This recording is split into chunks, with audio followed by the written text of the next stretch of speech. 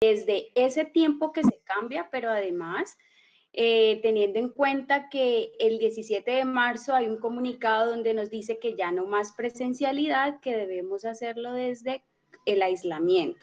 Entonces ahí es donde yo digo, bueno, hay que apelar a la imaginación creadora, como lo diría la profesora Mesa, hablando específicamente de los procesos de recreación, pero además nos toca apelar a lo que normalmente se llama TIC, que son tecnologías de la información y comunicación, pero que yo acuño el concepto de la profesora Rocío Gómez, donde ella lo llama nuevos repertorios tecnológicos, porque más que tecnología se vuelven ambientes educativos. Es todo esto que nos ha tocado usar. Y se vuelven ambientes educativos que nos permiten vincular a los estudiantes, pero además crear. Y ahí es donde entran los dos proyectos. ¿Cuál fue la metodología que utilicé? Pues yo le llamo que es un aprendizaje basado en proyectos, porque aquí los proyectos se propusieron desde el inicio del semestre, es como el punto de partida y el punto de llegada. Entonces, al inicio del semestre se les propone a los estudiantes un proyecto donde ellos son los protagonistas, donde vamos a alimentar ese proyecto a partir de los conocimientos previos que ellos ya tienen para construir nuevas ideas, en este caso, nuevos proyectos. Entonces hay un diálogo de saberes entre lo que el estudiante tiene, entre sus saberes previos, y lo que yo como docente les puedo aportar en ese aprendizaje en el marco de la asignatura. Entonces siempre esta estrategia estuvo pues encaminada a provocar el aprendizaje en los estudiantes. Y aquí entonces ya quiero entrar específicamente a hablar de dos proyectos académicos, como lo mencionaba ahorita Edgar. Uno lo llamamos souvenir, lo llamaron souvenir los estudiantes, y el otro se llamó 3, 2, 1 a jugar, también los estudiantes. Souvenir se da en el marco de una asignatura llamada Artesanías de la Producción Intelectual, y esta asignatura la cursan estudiantes de primer semestre de la licenciatura en Educación Popular. ¿Qué pasa en esta asignatura? El objetivo de esta asignatura es que los estudiantes puedan acercarse a la producción textual, a la escritura, una escritura distinta a la que ellos traen de sus colegios, ¿sí? Entonces, estos estudiantes empiezan a acercarse a un proceso de escritura distinto. ¿Cuál es el proyecto? Que ellos escojan un relato de viaje, y ese relato de viaje que cada uno de ellos escogió es el pretexto para incorporar los nuevos conocimientos. Entonces ellos deben seleccionar su relato de viaje. Aquí yo me encuentro con una sorpresa, que tengo tres casos particulares. Un estudiante me dice, profe, yo quiero narrar un relato de viaje, pero no un viaje que yo ya realicé, sino un viaje que he venido planeando hace muchos años. Entonces ahí va la primera distinción. Por eso es que en este aprendizaje basado en proyectos, los estudiantes son los protagonistas. ¿Qué pasa? Que ese estudiante entonces selecciona un relato de viaje, pero que ella quiere realizar a futuro. Tengo otra estudiante que dice, profe, yo quiero hacer un viaje al pasado, quiero hacer un viaje a mi memoria, quiero conmemorar la muerte de uno de mis amigos. Listo. Y viene un tercer caso, y es un estudiante que me dice, profe, yo quiero relatar un viaje de cuando fui obligado a entrar a las filas de la guerrilla. Me dice, quiero relatar esos viajes. Entonces aquí vienen unas particularidades. Mientras los estudiantes empiezan a escribir esos relatos de viaje, yo empiezo a hablar por ejemplo, de los signos de puntuación. Entonces, cuándo usar la coma, cuándo usar el punto y coma, el punto seguido, y ellos empiezan a incorporar en su relato de viaje el uso de los signos de puntuación. Después yo les digo, ellos siempre tienen unas instrucciones. El relato de viaje no puede sobrepasar las 3 páginas, por ejemplo. Entonces deben concentrarse en un evento particular. El relato de viaje debe de tener descripción y narración, porque este primer nivel de escritura se basa en lo descriptivo y en lo narrativo, y en el segundo nivel, que es segundo semestre, en lo argumentativo. ¿Qué pasa con estos estudiantes? Entonces, aquí ellos empiezan a incorporar cada instrucción que yo les voy dando. Entonces, el relato de viaje debe tener una introducción. Leemos a la profesora María Teresa Serafini, los tipos de introducción que ella explica, los tipos de conclusión, y ellos empiezan a aprender que hay varias formas de escribir párrafos, que puede ser por ejemplos, por anécdotas, que puede ser por encuadramiento, que puede ser por continuidad, y ellos empiezan a entender que no hay una sola forma de escribir, sino que hay varios tipos de párrafo, y empiezan a incorporar esos conocimientos al relato de viaje que han seleccionado.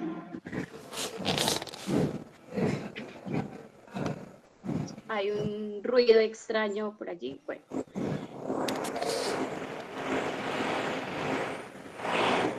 Les pido a los profesores que apaguen el micrófono un momento para poder que no tengamos interferencia en la presentación. Continúe, profesor. Listo, muchas gracias. ¿Qué pasa? Entonces que también en esos relatos de viaje hablamos de descripción de escenarios, desde lo estático, pero también desde lo subjetivo. Entonces, a medida que yo les voy a ellos dando nuevos conocimientos, ellos los siguen incorporando a su proyecto y hay un proceso de reescritura, de volver siempre sobre el mismo proyecto. O sea, ese proyecto transversaliza todo nuestro semestre y lo vamos alimentando poco a poco. Entonces, no creamos muchos productos, sino uno, pero en ese nos enfocamos para incorporar los conocimientos que a mí me interesa que ellos tengan en el proceso de escribir. Entonces los estudiantes me entregan, yo releo, les devuelvo, ellos reescriben y es un proceso que se va construyendo a lo largo de los 10 semestres. Listo. Cuando nosotros en el 17 de marzo nos dicen que no podemos volver a las aulas de clases, sino que se empieza desde la virtualidad, aquí empieza un nuevo reto. ¿Cuál es el reto? El reto es cómo voy a hacer para que mis estudiantes puedan acceder a eso que yo les quiero enseñar, que quiero que ellos incorporen a sus relatos de viaje. Entonces ahí empiezo a pensarme cómo lo voy a hacer. Entonces lo primero que hago es grabar los temas. Entonces a mí me interesa que en los relatos de viaje ellos sepan cómo hacer un perfil, que ellos sepan que es una ruptura en el tiempo narrativo, porque deben incorporar una ruptura. Entonces yo empiezo a grabar las clases. Entonces yo grabo las clases, se las comparto. En algunas asignaturas utilizaba el campus virtual, en otras asignaturas utilizaba el Drive, ya empezamos entonces a utilizar el WhatsApp, o sea, se empiezan a utilizar una serie de herramientas que quizás antes el teléfono de los profesores seguramente era personal y privado. No, en este proceso ya uno hasta grupos de estudiantes creaban el WhatsApp. Entonces, ¿qué pasa? Yo empiezo a grabar las clases, se las comparto a los estudiantes y en el horario de clase nos veíamos para conversar sobre ese tema que ellos ya habían tenido la oportunidad de ver previamente. Resolvíamos dudas, conversábamos sobre el nuevo tema y empezábamos entonces a tratar de incorporar esos nuevos temas en nuestros relatos de viaje y así fue la dinámica. Me encontré con un grupo de estudiantes que ellos no podían conectarse sincrónicamente a la conversación sobre el tema que yo ya les había entregado previamente. Entonces, con esos estudiantes construí un grupo en WhatsApp y hablaba con ellos particularmente a través del WhatsApp porque era lo único que tenían para acceder a los contenidos. Entonces, a partir de allí yo les compartía los temas, les resolvía las dudas a través del WhatsApp, ellos me hacían entregas entonces empezamos a incorporar una serie de repertorios tecnológicos que permitían vincularlos, pero también empezar a crear. Al final, la propuesta desde la presencialidad era que con esos relatos de viaje nosotros íbamos a construir una revista artesanal. Entonces la íbamos a encuadernar, la íbamos a coser en el salón de clase, íbamos a hacer un taller de encuadernación artesanal, íbamos a hacer un trabajo muy manual. Cuando pasamos a esta coyuntura que no nos permitirá la presencialidad, entonces yo les propongo a ellos que la hagamos de manera digital, les cuento, les digo, podríamos utilizar Canva o incluso Publisher, que lo tienen todos los computadores, incluso el mismo Word, el PowerPoint, y les hablo de la idea de que podamos organizarnos por roles, por grupos. Entonces hay un grupo, hay una persona que va a hacer la editorial, otra persona la parte creativa, conceptual, organizar. Bueno, yo les doy como una serie de ideas y empiezo a organizar una guía para que podamos trabajar. Cuando yo les mando a ellos la guía de la construcción de la revista, ellos me dicen, no, profesora, nosotros ya nos organizamos, ya tenemos los roles y ya la empezamos a estructurar digitalmente. Y eso fue muy sorpresivo para mí porque el aprendizaje basado en proyectos lo que pretende es un poco eso, que los estudiantes estén motivados a la construcción de sus productos. Gracias a esa motivación, pues encontramos este producto que estoy compartiendo en pantalla que ya está cargando, pero además es que yo los acompañé durante todo el proceso de construcción de la escritura, de incorporar los elementos de la escritura, de la narración, de la descripción, y me encuentro al final con que ellos se han organizado. Micrófono abierto y está interfiriendo el ruido. Listo, hay un micrófono abierto, bueno. Y entonces me encuentro con que ellos se han organizado y que han diseñado esta revista académica que ellos escogieron el nombre Souvenir porque ellos consideraban que cuando uno hacía un viaje, pues de ese viaje uno siempre piensa traer cosas para las personas que están esperándote en tu casa. Y a eso ellos le llaman Souvenir. Entonces tenemos una revista que ellos le han puesto Souvenir, que ellos se organizaron, que 2 estudiantes solitas decidieron hacer la nota de editor, que fue Camila Moreno y María Alejandra Padilla. Ellos hacen la editorial de la revista. Y empezamos bueno, y entonces ellos dividen la revista por todo este proceso de diseño fue autónomo, o sea, los estudiantes empezaron a hacer, o sea, la motivación los llevó a organizar su revista por capítulos, por apartados. Es clave mencionar que esta posibilidad se da porque son estudiantes de primer semestre, pero están divididos en 3 grupos. Entonces yo tenía 16 estudiantes, que finalmente vamos terminando como en 14 estudiantes, que nos permiten trabajar con grupos de 14 estudiantes, que es muchísimo más fácil el acompañamiento en la producción escrita. Si tuviéramos 50 estudiantes, sería muy difícil este trabajo de escritura, de revisión. Yo a ellos los leo 4, 5 y hasta 6 veces, ya para poder que el producto cada vez sea mejor, que la escritura cada vez, porque además la escritura prácticamente es un proceso de vida. Entonces este es un primer momento de acercarnos a una escritura académica, pero ellos seguramente cada semestre van a tener que mejorar. Entonces ellos se organizaron, bueno, aquí están los grupos, como fueron ellos organizándose.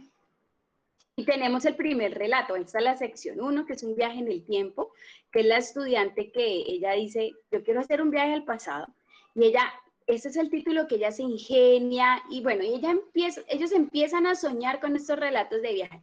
Cuando uno lee estos relatos de viaje, uno se da cuenta que no solamente es un proyecto académico de escribir bien, sino que aquí hay unas posturas políticas. Por ejemplo, hay 3 relatos que hacen una denuncia. Tengo una estudiante que vivía en un municipio con sus padres y cuando ella termina 5º de primaria se ve obligada a viajar a otro municipio de Ismina, o sea, a salir de la zona rural, poder ir un poco a la zona urbana para poder terminar su bachillerato porque donde está no había colegio. Ella relata ese viaje, o sea, ella dice, ¿cómo fue irme de mi casa a donde una señora conocida por mis padres para poder terminar mi bachillerato? Entonces, aquí hay una denuncia, o sea, hay zonas, todavía en Colombia existen zonas, pues que eso para nadie es un secreto, donde acceder a la educación formal, pues realmente termina siendo incluso un privilegio. Entonces, este relato ella lo cuenta, ella lo narra, ella describe el festival que se hace, dónde va, cómo fue la llegada, cómo fueron sus nuevos amigos, pero cuando tú lo lees, tú te das cuenta que ahí hay una denuncia. Cuando estás hablando de coordenadas, que es el que ustedes tienen en este momento, que es el de la estudiante María Alejandra Padilla, ella hace un viaje al pasado y recuerda cómo fue la muerte de uno de sus amigos. Ella necesita narrar eso porque se vuelve algo terapéutico para ella. Y cuando uno lee, uno se da cuenta que, claro, el amigo de ella muere, se suicida realmente, se suicida, y que hay un tema de consumo de sustancias psicoactivas, o sea, que hay un problema de adicción. Eso también nos dice algo un poco de nuestra sociedad, de qué pasa. Entonces, como un ejercicio de clase se empieza a convertir también en un reflejo de la realidad.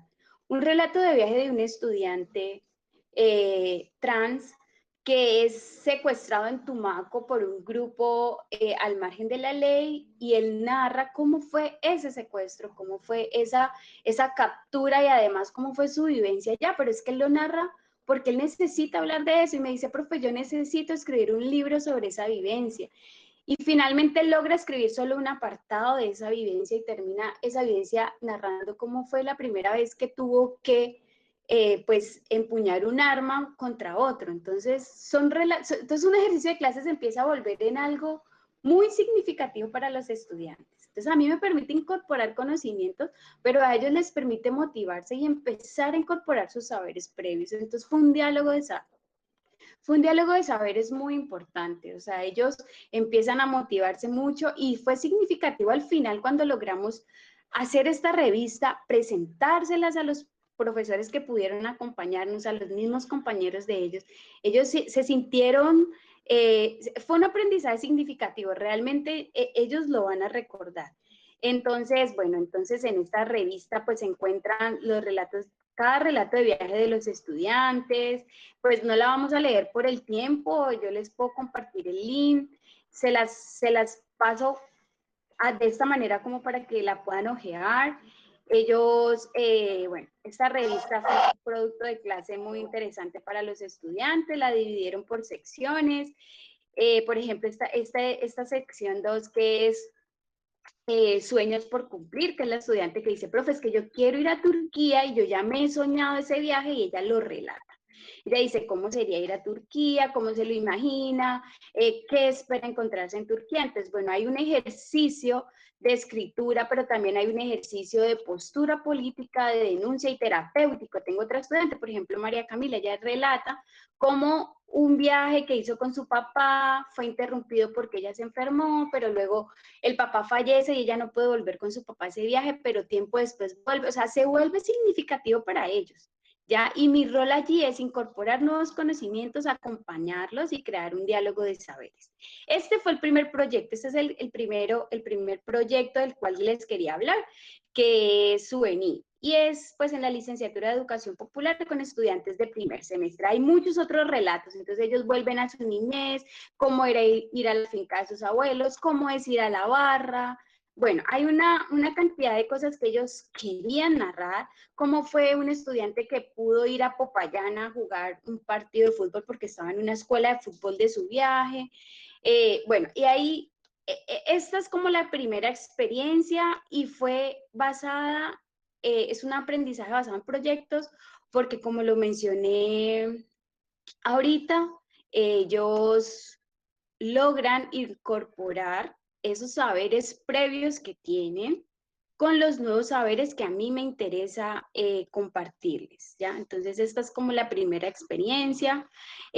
Siempre el estudiante fue el protagonista, siempre ellos lograron incorporar saberes nuevos con los que ya tenían, y esto me lo permitió hacer, por ejemplo, esa revista fue diseñada en Canva. En la presencialidad, yo nunca hubiera usado Canva, o sea, lo hubiéramos hecho de la manera artesanal, pero cómo ese nuevo repertorio nos permite, este nuevo repertorio tecnológico, como lo llama la profesora Gómez, nos permite a nosotros crear, ¿ya? Porque sin las personas, como lo dice ella, pues serían simplemente máquina, tecnología, pero cuando la persona empieza a utilizarlo, entonces se vuelve un ambiente educativo que nos permite vincular a los estudiantes en este caso, pero además crear algo que yo en semestres anteriores no había creado, no había hecho, porque es que esta pandemia nos volvió más creativos, nos volvió más recursivos y nos permitió ir a eso que seguramente habíamos ignorado durante mucho tiempo. Y aquí viene el segundo proyecto académico del que les quiero hablar. Y este proyecto académico se llama 321 a jugar, se da en el programa de profesionales de recreación con estudiantes de séptimo semestre. ¿Qué pasa? Nosotros en esta asignatura, el concepto principal es la intervención en lo social, entendida desde el profesor Alfredo Carballera. Entonces ellos hacen este curso tiene como dos partes muy importantes, que es la parte conceptual y la parte práctica. Entonces yo con ellos empiezo a trabajar. ¿Qué es la intervención? ¿Qué tenemos que tener en cuenta para hacer intervención desde la recreación? ¿Cuáles son los elementos? ¿Cómo se ha venido haciendo? Entonces ellos hacen un rastreo, ellos dicen cuál ha sido el contexto de las intervenciones en recreación, los antecedentes, cómo se ha hecho, qué metodologías se han utilizado, y al final ellos deben de construir una propuesta de intervención. En este caso, la propuesta de intervención se hizo pensando en la Fundación Educativa Jesús de Nazaret, que trabaja con niños en dos modalidades, casa hogar y presencial. Los niños de la casa hogar viven en la fundación y salen cada 15 días. Ellos no son niños huérfanos, tienen algún acudiente, pero ese acudiente por muchas razones no lo puede cuidar. Por muchas razones. Pueden ser por problemáticas sociales, por problemáticas laborales. Bueno, no voy a entrar en detalle. Esa fundación abre las puertas a mi curso, y los estudiantes tienen la posibilidad de proponer una intervención a los niños de la fundación. Para hacer esa propuesta, los estudiantes hacen un voluntariado en la fundación de cierto número de horas. Entonces, en la presencialidad ellos fueron, hicieron el voluntariado, conocieron a los niños, conocieron el contexto, identificaron, bueno, todo.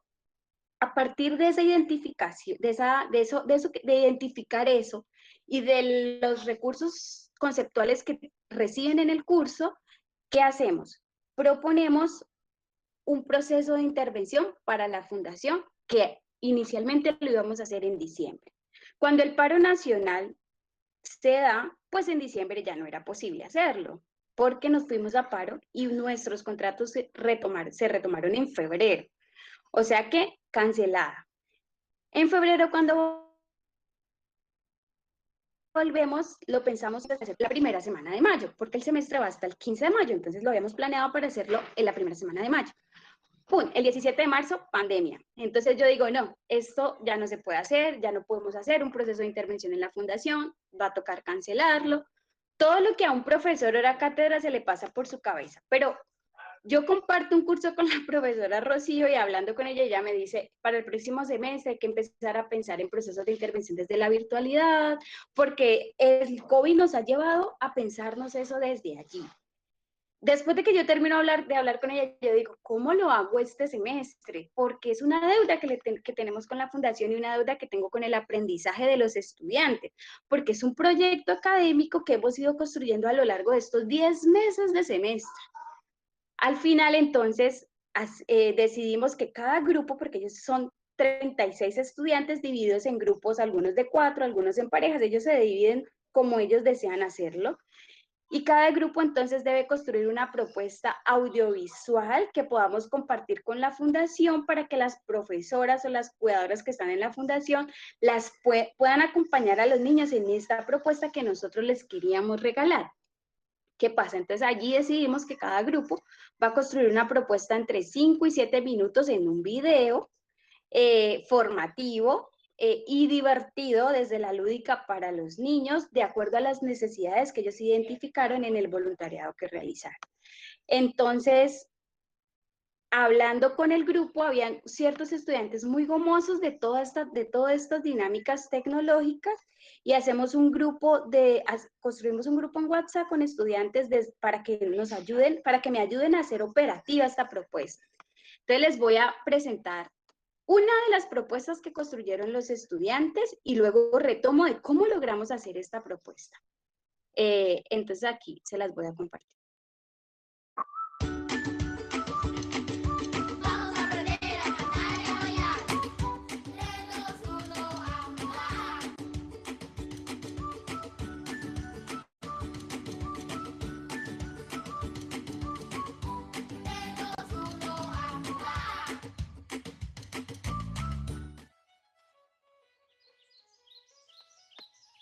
En un bosque habitaba el pequeño Ralph. Él estaba triste, pues estaba muy solo. No podía estar cerca de sus amigos y su familia, debido a la llegada de un virus que había cambiado la vida de todos. Así que él tuvo una gran idea para nunca más estar solo. Decidió emprender un viaje en su mundo imaginario y no se imaginan lo que pasó.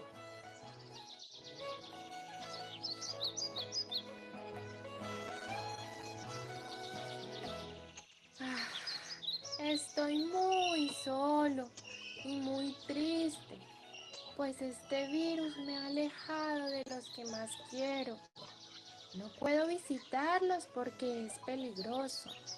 Podría contagiarme o contagiar a mis amigos y a mi familia. Pero, ¿saben? Se me acaba de ocurrir una gran idea. Y ustedes me van a ayudar. Sí, ustedes los que me están escuchando. Ayúdenme a crear un amigo imaginario y a través de un hechizo lo traeremos a la vida. Si oyeron a Ralph, pues manos a la obra. Para traerlo a la vida necesitaremos una media, una lámina de cartón de 10 por 5 centímetros, lana,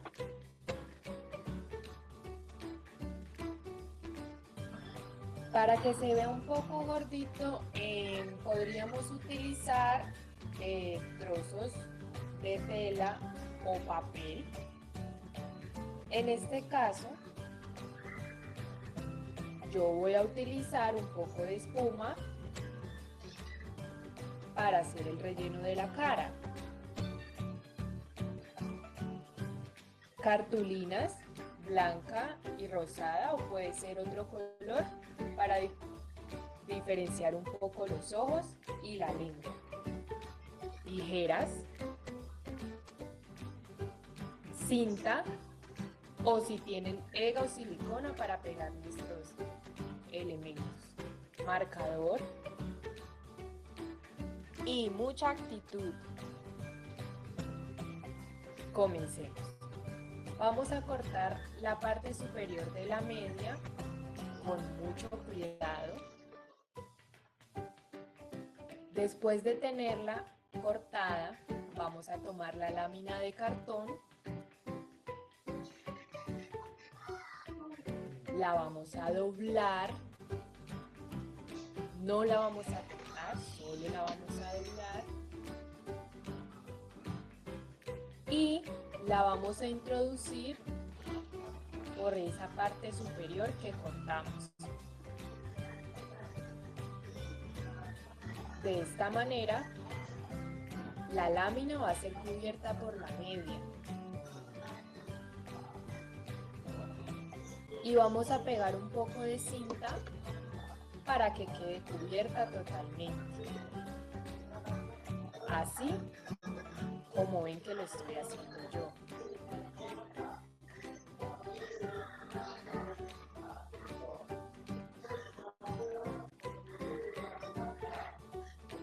Con mucho cuidado,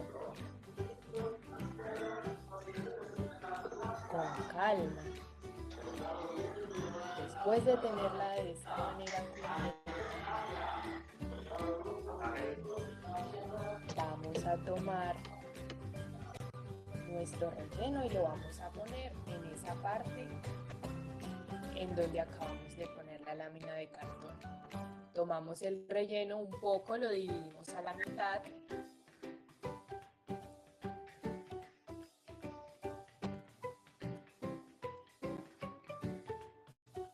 y lo introducimos por dentro de la media hasta llegar a la parte donde se encuentra el cartón. De esta manera se va a ver un poco más relleno, un poco más gordito. Haremos lo mismo con la otra parte y la introduciremos debajo de la lámina de cartón que falta.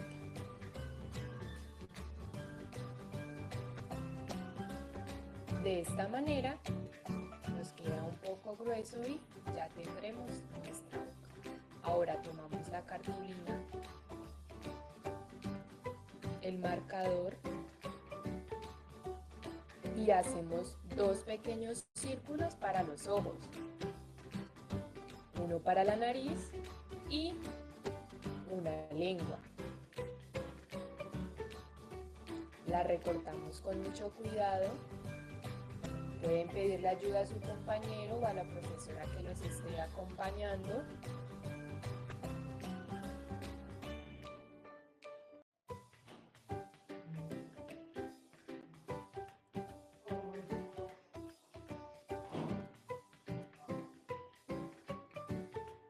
Terminamos los ojos.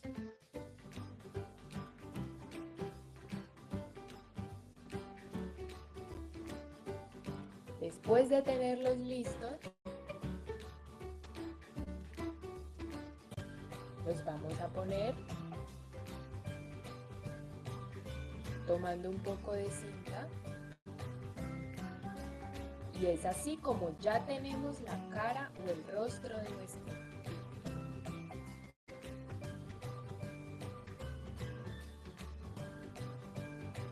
Ahora tomaremos la lana.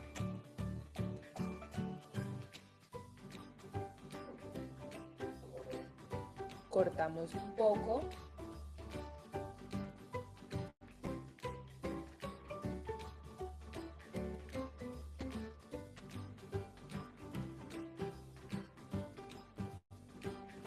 Y de esta manera va tomando forma como si fuera su cabello.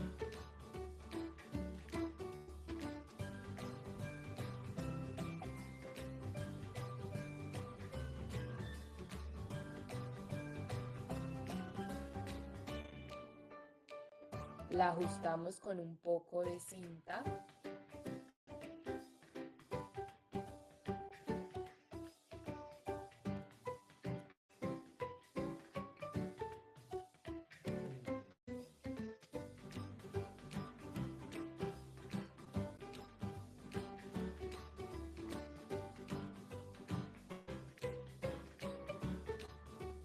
Y finalmente hemos obtenido una sorpresa para Ralph. ¡Hola, Ralph! Me has dado la vida para que te acompañe, así que vamos a jugar. Y los que me están escuchando también pueden unirse con sus nuevas creaciones. Ahora todos hacemos parte de la familia Puppet. Ya no estarán más solos en estos tiempos. Nos tendrán siempre como esos amigos que los acompañarán en todo momento. Muchas, muchas gracias. Y ahora, 3, 2, 1, ¡a jugar!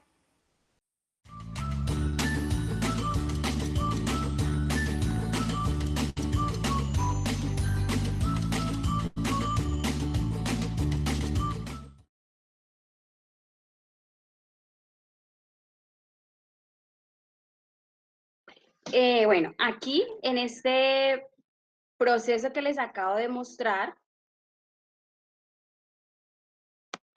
fue muy interesante lograr esto. Lo que los estudiantes proponen, la construcción lúdica que ellos proponen allí, ellos no aprendieron conmigo ese proceso desde lo gráfico plástico, desde la animación, ellos conmigo no aprendieron eso, ellos recogen los aprendizajes que han adquirido a lo largo del proceso formativo en la carrera. O sea, ellos apelan a lo que aprendieron en el primer, segundo, tercer, hasta el sexto semestre y en el séptimo en el que están para hacer la propuesta.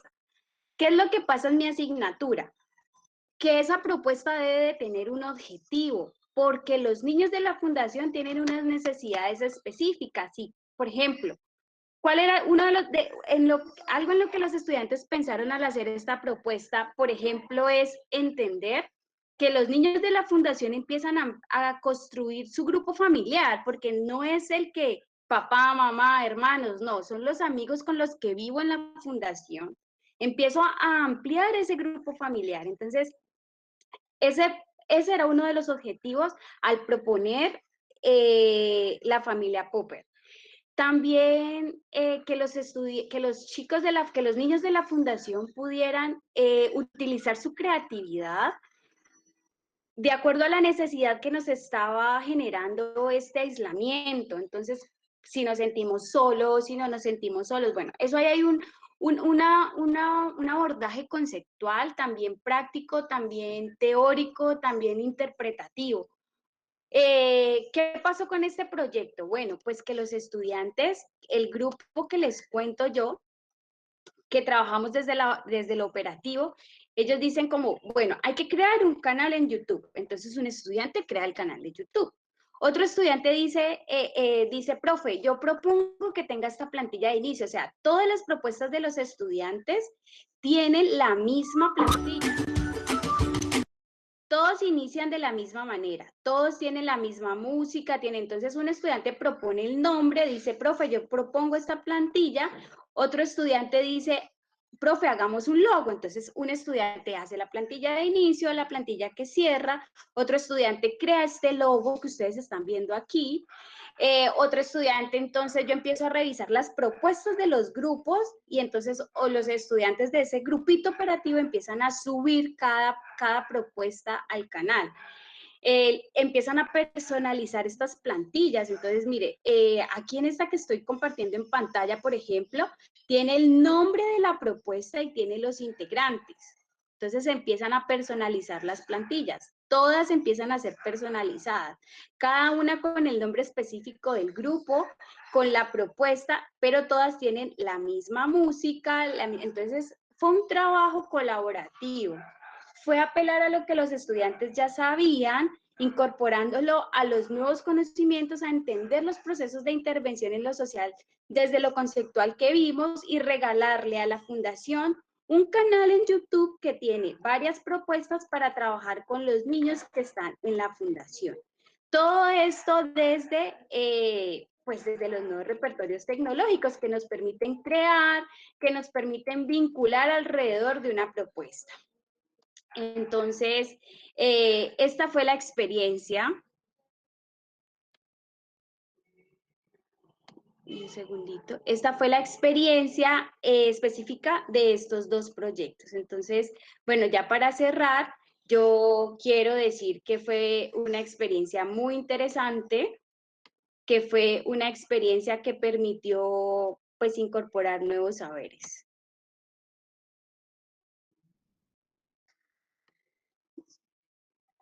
Y bueno, eso era lo que les quería compartir, eso fue pues lo que se hizo a lo largo del semestre y pues preguntas, no sé Edgar, ¿cuál sería el procedimiento?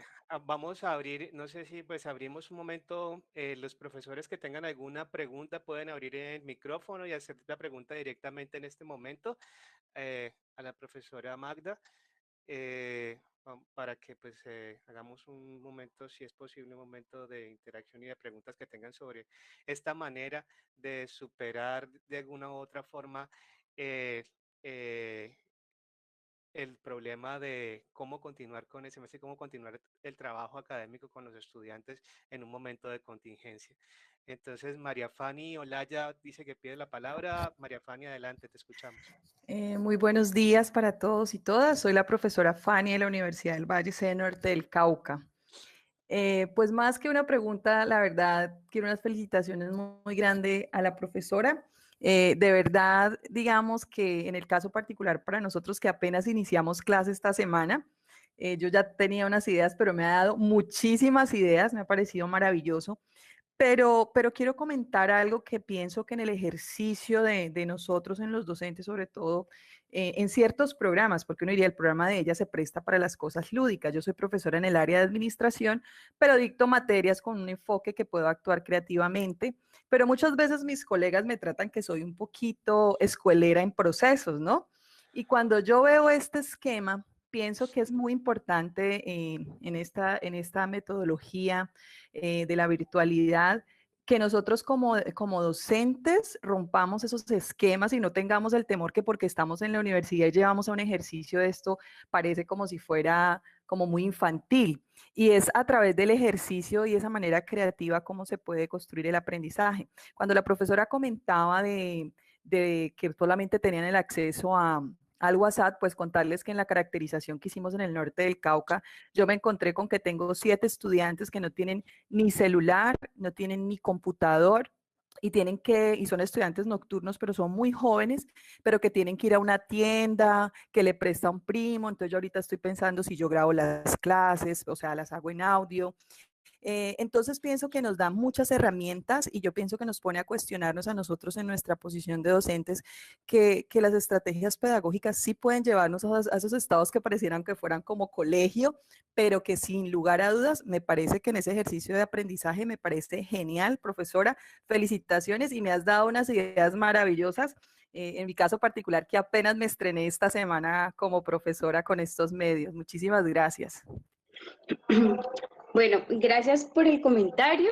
Pues es un halago, pero sobre todo para los estudiantes que la motivación, yo creo que la motivación los alimentó. Yo creo que aquí en este momento hay estudiantes de 3-2-1 a jugar y ellos podrían decir que al final, pues la propuesta se ve como lo logramos, pues fue muy sencillo, pero realmente ellos tuvieron que pasar, de hecho ahí está Nicole, tuvieron que pasar por un proceso conceptual, o sea, ellos se leyeron un libro entero conmigo, o sea, el libro tiene 6 capítulos, cada grupo coexponía cada capítulo, entonces ellos se reunían conmigo previamente, conversábamos sobre ese capítulo, cómo lo íbamos a ver, ellos mismos grababan, compartían, luego nos veíamos y conversábamos.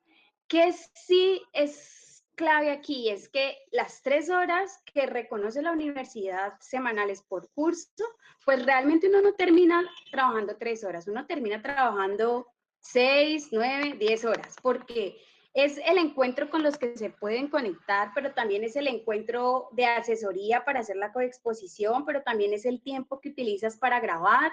Entonces, a veces uno escogía la noche, que no hubiera tanto ruido, compartirles y aquellos estudiantes, como tú dices, que no tienen WhatsApp, que no, yo tengo un estudiante en el Cauca, Alexander Troches, y él solamente ciertos días se podía conectar, o sea, yo tuve que flexibilizar un poco la metodología y con algunos hacer trabajos particulares. Yo que creo que la lúdica puede transversalizar cualquier asignatura con todo el respeto de todas las demás carreras y profesiones y campos, pero cuando uno acerca los aprendizajes o los conocimientos a las realidades de los estudiantes, a las vivencias de los estudiantes, allí hay un proceso significativo y creativo. Entonces, ¿cómo quizás de pronto volver, como decía el profesor Julián González, la casa creativa? Entonces, bueno, si vamos a aprender de pronto estadística, entonces vamos a trabajar en la casa porque es que todos estamos en la casa. Entonces, bueno, en la casa, ¿qué pasa? Hacer unas mediciones, incluso temas como geografía, cómo llegó el COVID a Colombia, entonces por qué países, o sea, no sé, es como un proceso de pensarnos desde la lúdica y desde acercarnos a nuestra realidad, los conocimientos, para que a los estudiantes les sea más significativo. Es como la postura que he venido manejando. Y uno como profesor también tiene un lugar privilegiado porque uno pues debe aprender, o sea, debe aprender un montón. O sea, y uno pasa por varias técnicas, yo grababa las clases en el mismo PowerPoint, después me di cuenta que el computador tiene otra herramienta que lo facilita, que Google tiene una extensión que permite grabar la pantalla, pero también a ti. Entonces uno empieza también a aprender cómo esos nuevos repertorios también lo ponen a uno creativo. Entonces, no es un trabajo fácil ni de poco tiempo, pero creo que para ellos se vuelve significativo, sobre todo al final, cuando puedes mostrar el producto. Entonces, bueno, cualquier cosa, yo puedo dejar mi correo y pues podemos seguir conversando si necesita algo, profesora María Fanny.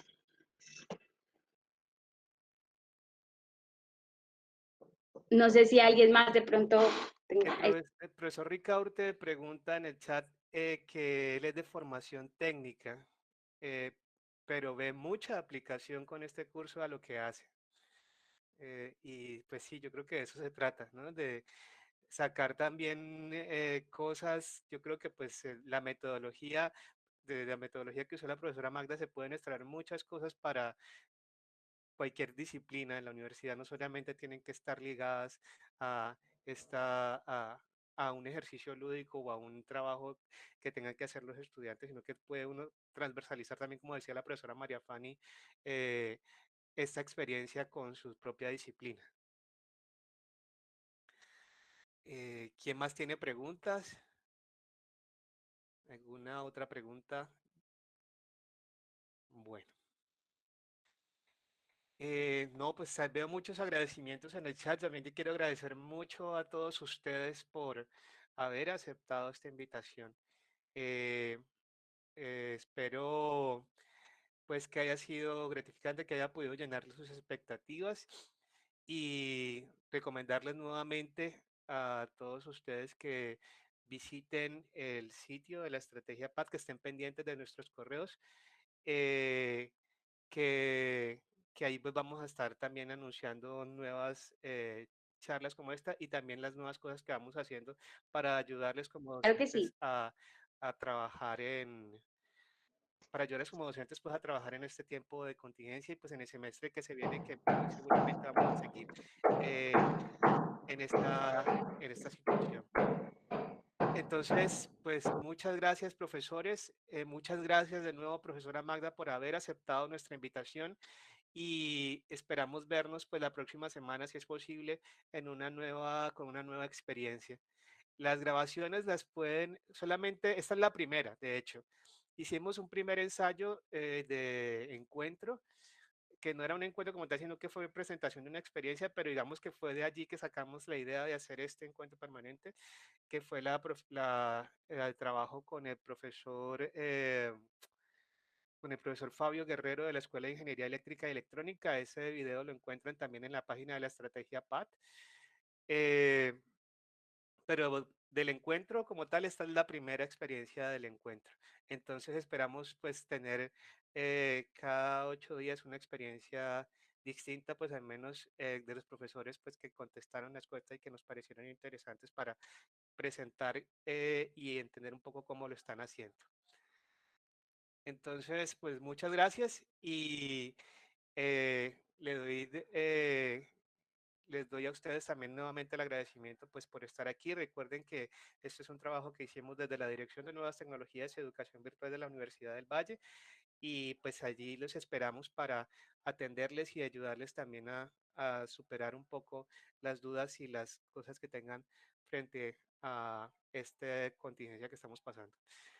Entonces, hasta pronto, profesores, y hasta una próxima oportunidad. Muchas gracias por acompañarnos y que estén muy bien. Gracias.